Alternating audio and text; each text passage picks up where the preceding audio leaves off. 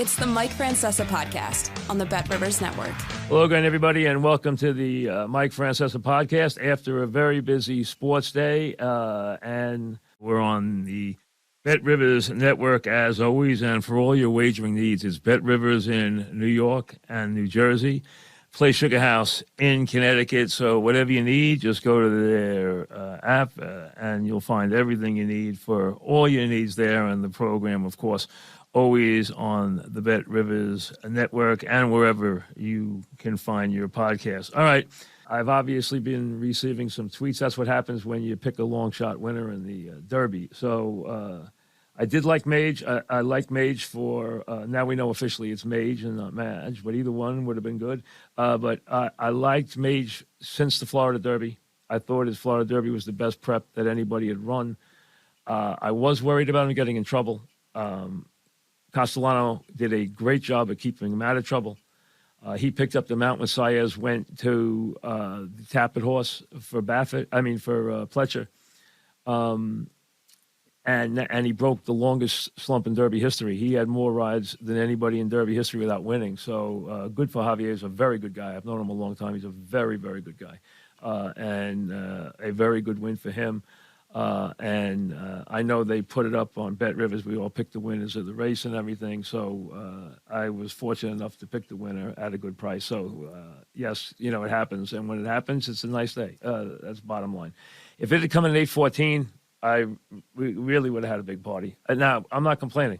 Did very well. I got, picking a $32 winner, 32 and change that I really liked is plenty enough. But if it had been 8:14, I would have been able to hit all the exotics. But, hey, I did not use a lot, except on one little ticket for a small exacta. I did not use two fills at all. I did not like the horse. His really only big race that I saw was on synthetic. So, to me, he was a throwout. I know he took a lot of money, and a lot of the horses took money. You know, the Japanese horse, which I told you would take a lot of money, I thought would be the third favorite. He took a ton of money. I thought Angel of Empire would be the favorite. He was. I thought the Tappet Trice horse would be second. He was. I thought the Japanese horse, the 17 horse, would be third. He was. He didn't run a bad race either. He's a nice horse. But I did not like two fills at all because I did not see anything except the synthetic race that I really liked. He had won on a sloppy track. Didn't run well in the Breeders' Cup. He had run on a sloppy track, and then he had won on a synthetic this year. And he moved up on the synthetic a lot. So I thought, hey, I'm not going to bet him off the synthetic. And he ran a good race. He really did, and ran a good second. Angel Empire ran a good third. Almost got second. He didn't. I didn't look at trips yet to see who got a terrible trip or who really made up a lot of ground in the stretch. I'll do that later. I haven't seen it yet. I haven't looked at even a replay of the race fully yet. So, but Mage wins it. He's one of those horses that's owned by like 1,000 people. You know, you can buy a piece of the horse for like $500 or something. The horse costs $290, but what they do is they sell it off to like a gazillion people who each get like 1%. Hey, it's a new wave of racing. So I don't know how many people they actually were able to get Derby credentials for or tickets for, but it looked like they had quite a contingent there for Mage. And he wins the race and pays 32.40. I think that's what it was. You might check me on that, but I think it was 32.40 was the final payoff.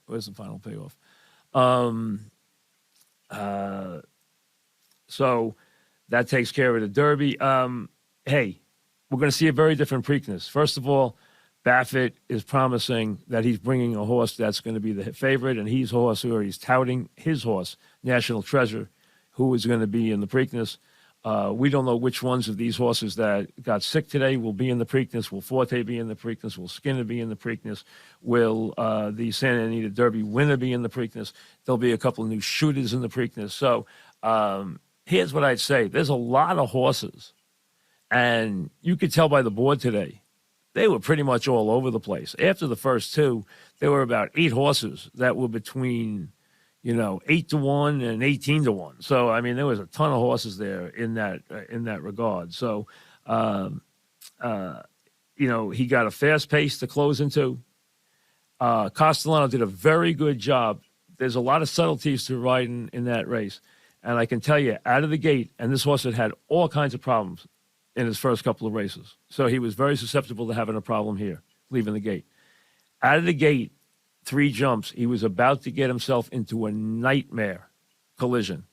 And what Javier did was he pulled him to the rail, lost positioning, backed him all the way up to where he was probably second to last or third to last on the rail. But that actually gave him a chance to steady, to get his stride, and then to move up from there into a fast pace.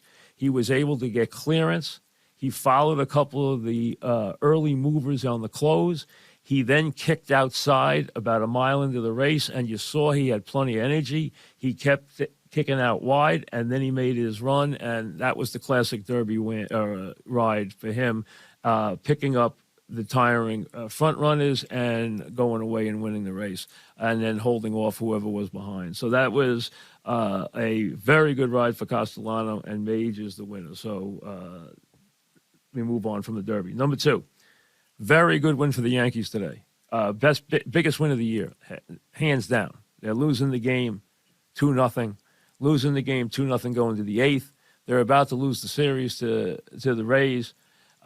They get a 3-run rally. They get the bullpen to get zeros in the 8th and 9th. Hamilton gets a save. They get a big hit from Bader, who is going to come back and help them a lot now that he's healthy. He is going to become a big part of this team. There's no question.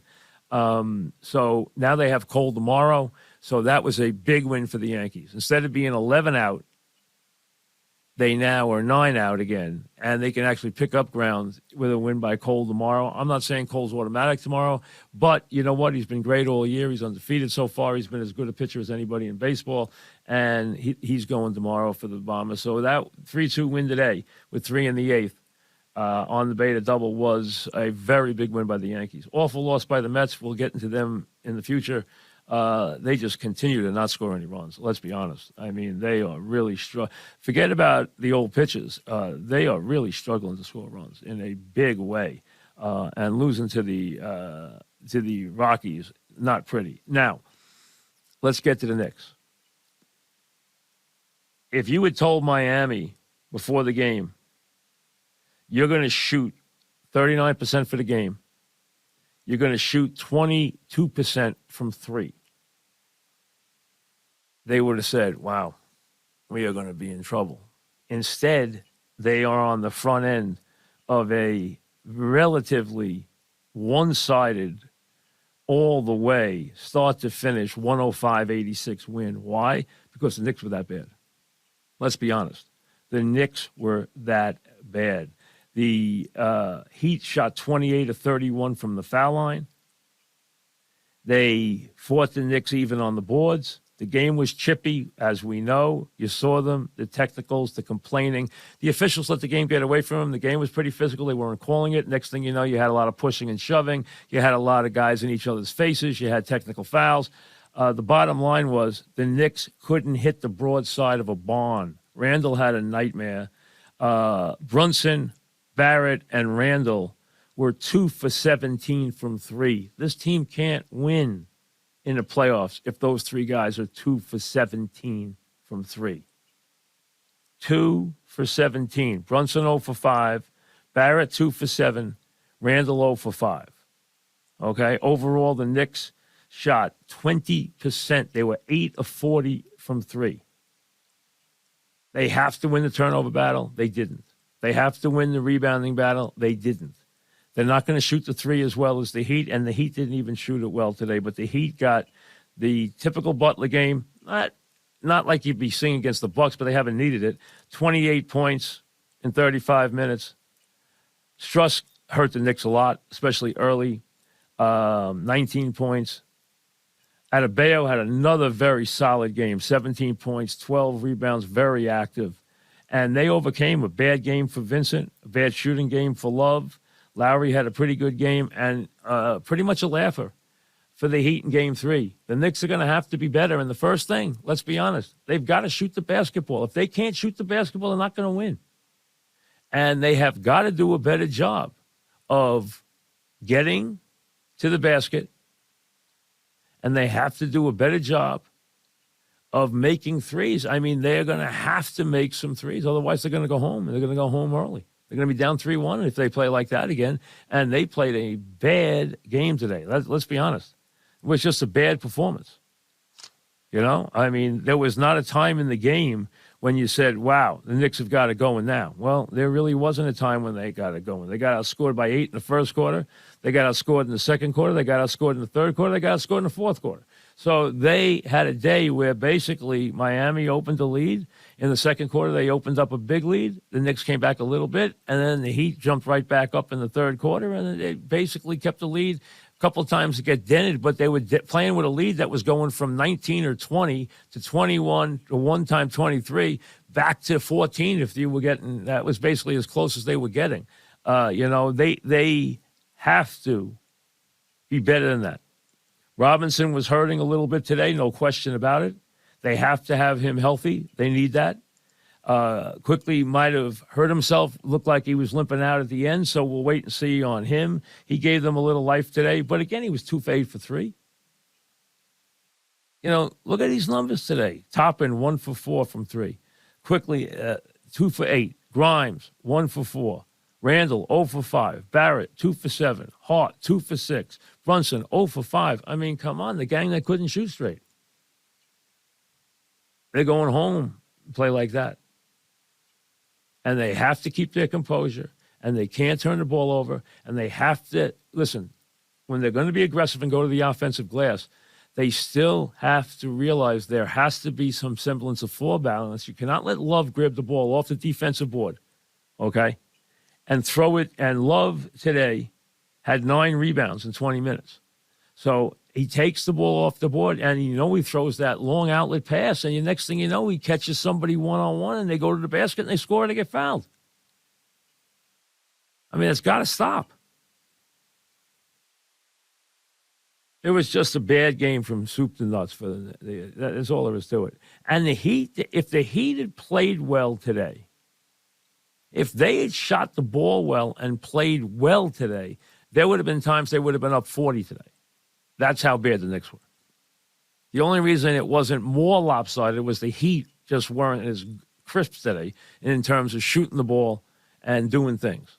If they were, this game would have been that much more of a blowout. So the Knicks obviously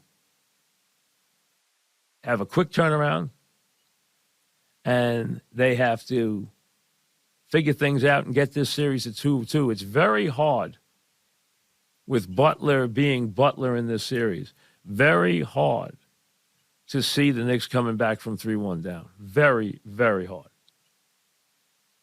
Because the Heat can beat them in the Garden anytime. Knicks have no big advantage over the Heat there. This is not the Cavaliers who are going to fold up their tent. This team doesn't fold up its tent. We know that. Under any circumstances, it doesn't fold up its tent. You know, Riley does not allow that at all. He wants guys that have an edge. He wants tough guys. You know that he likes when there's guys out there pushing and shoving and standing their ground and holding their turf and everything else. You know he loves that stuff. And that's what the Heat did. So, ugly performance for the Knicks. Now, they're down 2-1. They're not out of the series, but they are going to have to be a whole lot better. There isn't a lot that you would take from today's game and be happy with. Not very much at all. It was just a bad performance. And like I said, if the Heat had played better, this would have been a colossally bad performance. It would have been a really big drubbing. It was bad enough as it was. So that's where we are right now. The NBA playoffs are a little weird right now, but there's not a great team out there. And the teams have a habit of playing well and then playing spotty. And there's a lot of teams, you're seeing a lot of weaknesses from a lot of these teams. But Somebody's coming through each series. You know that. And right now, I'd say the Knicks got their work cut out for them in a big way. Game 4 will be Monday night. Game 5 will be Wednesday at the Garden. And, like I said, you don't want to come back. You don't want to come back down 3-1 if you can help it, because the Heat's they're not going to blink in the Garden. We know that going in. But as far as Game 3, nothing to write home about. It was ugly, and ugly from the start. So that's where we are. So interesting derby. As we said, fast pace, closer, kind of a classic derby run. We'll see. They asked him if he's going to the Preakness. No one ever says they're going. But come on. Hey, you own a horse. You're a trainer. You're an owner. You win the Derby. Hey, if I won that race and I'm in the winner's circle and they say to me, are we going to the Derby? And the first thing I would say, are we going to Preakness? I would say, you know what? As long as this horse is standing, we are going to the Preakness. Case closed. This is what you dream about. You dream about this. If you're fortunate enough to be standing in a winner's circle in Kentucky, you can't wait the 2 weeks to get to the Preakness. And then, if you ever win that race, you can run to the Belmont. I mean, you can't wait for that. You dream of those things, especially on the 50th anniversary of Secretariat, the 50th anniversary of Big Red. And let me tell you, I like the Disney movie. So if you're ever inclined on this 50th anniversary to pop in and maybe with the kids or with people who don't know that much about Secretariat, who was the greatest racehorse ever. He wasn't perfect. He was not undefeated. He lost 5 times in his career, but he danced the dances, and in the big shows, he was unbelievable. He set the track record at the Derby. He set the track record at the Preakness. And he set a record at the Belmont that is not only a track record, it is a world record. It has stood for 50 years, and most horsemen feel it will never be broken. That's how amazing was his performance in the Belmont Stakes. That's how good he was. Then later in the year, he beat horses, the best grass horses in the world, on turf. And that wasn't even a surface. When he finally passed away, they found out that his heart was twice the size of a normal horse's heart, which gave him a breathing apparatus and an oxygen-making machine that was special, which is a lot of the reason why he was special. But let me say this about the movie, if you ever watch it. And I'm a big Diane Lane fan. I like her a lot. She's one of my favorite actresses. The story is not exactly true. So there's a lot of license in the story that they make it seem like she's going to lose everything, and she and all this stuff that was. He was syndicated as a 2-year-old. He was a 2-year-old champion. He was syndicated for a record as a 2-year-old. But the idea that she was under all this pressure to win, she was under pressure from the scrutiny of her being a super horse. But financially, she wasn't under this pressure that they put her under in the movie. So it's not exactly. They took a lot of license. But it's not a bad movie. And you get the gist of the idea of how you go after. Remember, when Secretariat won the Triple Crown, nobody had won the Triple Crown since the Great Citation in 1948. That was 25 years. There was a feeling that the idea of 3 tracks, 3 races, 3 different tracks over just 5 weeks at 3 different distances was not in tune with the modern game and the modern way of training horses. They weren't bred for that. They weren't bred for endurance anymore. They were bred for speed. And the idea that they like to give horses a lot more time between races, some people even 6 to 8 weeks between each race. And here you had 3 races in 5 weeks over 3 different distances, including the grueling 1.5 miles, which they would never run again. And so the feeling was, hey, how do you do this? So many horses had won the first 2 and lost. So what was he going to do, Lucian Lauren? What was he going to do with this machine, with this horse? Was he going to train him hard and try and attack the race, or was he going to take a foot off the gas pedal and just ease up on him and just try to finesse your way through leave a little juice in the tank? And we all know what he did. He stoked the furnace, and the horse just put on a performance that is considered, although he's a horse, considered one of the brilliant athletic performances of all time. As you know, a 31-length victory, 6 furlongs of running and 6 furlongs of curtain calls. Really one of the remarkable performances. I just wish I was there, and I don't lie to you and tell you I was, because I wasn't. I wish I was. I watched it on TV. I was not there. But if you're just new to the sport and you hear about Secretary, you heard about him today, he was the greatest horse of all time. And 50 years later, he is as great as he was then. There's nothing we've seen. We've had Triple Crown winners. We've had great horses. We've had nothing that approached them. Nothing.